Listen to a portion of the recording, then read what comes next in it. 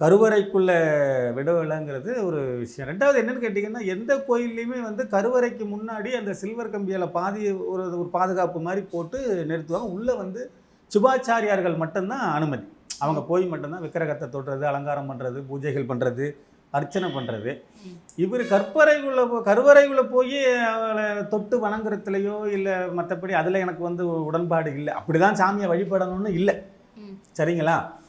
நம்ம வந்து ஏற்கனவே ஒரு விஷயத்த பதிவிட்டிருக்கிறோம். என்ன பதிவிட்டிருக்கிறோம்னு கேட்டிங்கன்னா, நரியை பரியாக்கி விட்டதும், புட்டுக்கு மண் சுமந்து பிரம்படி பட்டதும், இறைவனே இறங்கி வந்து எழுத்தாணி தொட்டதும், வள்ளலார் சன்மார்க்க நெறி பெற்றதும், மனிதன் கடவுளுக்கு சொன்னதும் திருவாசகம்.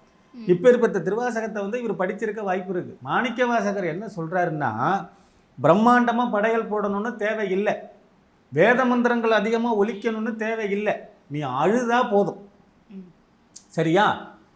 தொழுது தொழுது தொண்டர்களான மத்தியில் அழுது அழுது அன்பர் ஆனத்தினால அது திருவாசகம். அவர் வந்து கடவுளை நினைச்சு நீ அழுதாலே போதும். இறைவன் என்பவன் எங்கும் இருக்கிறான். தூணில் இருக்கான், துரும்பில் இருக்கான், உன்னில் இருக்கான், எண்ணில் இருக்கான், மனசுல தான் இருக்கான்னு நம்ம சொல்றோம்.